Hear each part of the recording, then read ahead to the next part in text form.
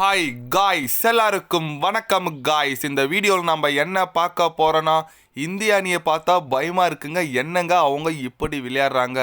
அது மட்டும் இல்லாமல் நான் பண்ணது தப்பு தான், என்னை மன்னிச்சிடுங்க. கண்டிப்பாக இந்திய அணி ரொம்ப ரொம்ப ஒரு வலுவான அணி, ஒரு யங்ஸ்டார் கொண்ட அணியாக இருக்காங்க.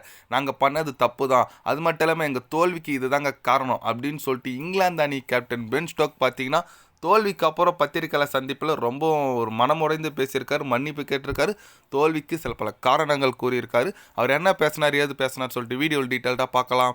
அதுக்கு முன்னே நீங்கள் நம்ம சேனலுக்கு புதுசாக வந்திருந்தீங்கன்னா ஒரு சப்ஸ்கிரைப் மட்டும் பண்ணிவிட்டு வாங்க, வீடியோக்குள்ளே போகலாம். ஆமாங்க, பென் ஸ்டோக் பார்த்தீங்கன்னா இந்த சீரீஸ் வந்து லெவல் ஆயிடுச்சுங்க, 2-2ன்னு சொல்லிட்டு சீரீஸை இந்த ஆண்டர்சன் டெண்டுல்கர் ட்ராஃபியை வந்து இந்திய அணி கைப்பற்றிட்டாங்க. ஏன்னா லாஸ்ட் இயர் அவங்க தான் சீரீஸ் வின் பண்ணியிருந்தனால திருப்பி அவங்க கிட்ட வந்துச்சு.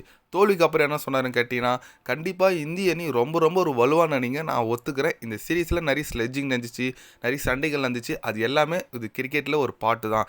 எங்கள் மேலே என்ன தப்புன்னு தான் மன்னிச்சிடுங்க. கண்டிப்பாக இந்திய அணி மேலே எனக்கு ரொம்ப ரொம்ப ஒரு மரியாதை இருக்குது. முக்கியமாக முகமது சிராஜ், அவர் வந்து ஒரு போராளின்னு சொல்லுவாங்க. அவர் போன்ற ஒரு வீரர்கள் எல்லா அணியிலும் இருக்கணும்னு சொல்லிட்டு எதிர்பார்ப்பாங்க. கண்டிப்பாக ஒரு போராட்டத்துக்கு நான் ஒரு 100% மார்க் தருவேன். அவர் போன்ற வீரர் என் அணியில் இல்லைன்னு சொல்லிட்டு எனக்கு கஷ்டமாக இருக்குது. கண்டிப்பாக இந்திய அணி எந்த நாட்டுக்கு வேணால் போனால் ஜெயிப்பாங்க, அந்த அளவுக்கு ஒரு தரமான அணியாக இருக்காங்க.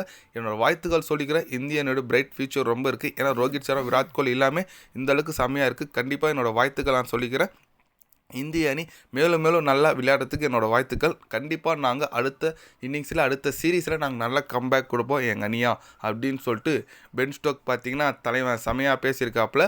எஸ்ஸுங்க, அவர் சொல்கிறது 100% கரெக்டுங்க. ஏன்னா யங்ஸ்டார் டீம் அமிச்சாங்க. கில்லு ஒரு கேப்டன்ஷிப் என்ன பண்ணார், அவருக்கு ஏன் கொடுக்குறீன்னு சொல்லிட்டு நிறைய விமர்சனம் இருந்துச்சு. டீம் யங்ஸ்டார் இருந்துச்சு, ரோஹித் சர்மா இல்லை, விராட் கோலி இல்லை, அஸ்வின் இல்லைன்னு சொன்னாங்க. இப்போ பார்த்தீங்கன்னா செமையான ஒரு சீரீஸாக முடிஞ்சிருக்குங்க. கண்டிப்பாக சொல்லியே ஆகணும். ஏன்னா 2 போட்டி நம்ம ஜெயிச்சிருக்கோம், 2 போட்டி அவங்க ஜெயிச்சிருக்காங்க. சீரீஸ் லெவலாக இருக்குது, ஓகே. ஆனால் அது 2 போட்டி நம்ம தோற்றதுமே ஜெயிக்க வேண்டியது தாங்க. ஏன்னா கிட்டத்தட்ட பார்த்தீங்கன்னா 20 ரனில் ஒரு போட்டி தோற்று ஜடேஜா போராடி.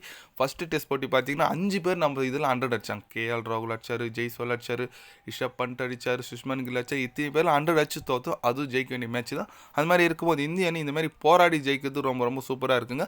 கண்டிப்பாக நம்ம இந்திய அணிக்கு வாழ்த்துக்கள் சொல்லி ஆகணும். மறக்காமல் கமலில் வாழ்த்துக்கள் சொல்லுங்கள்.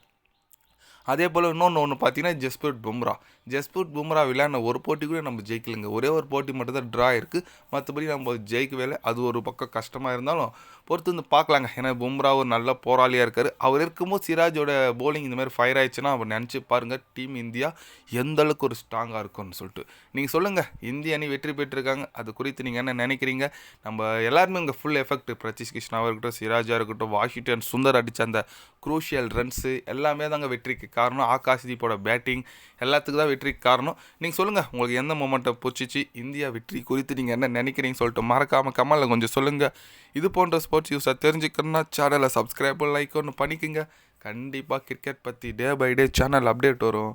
மறக்காமல் சப்ஸ்கிரைப் மட்டும் கொஞ்சம் பண்ணி வச்சுக்கோங்க. நன்றி, வணக்கம்.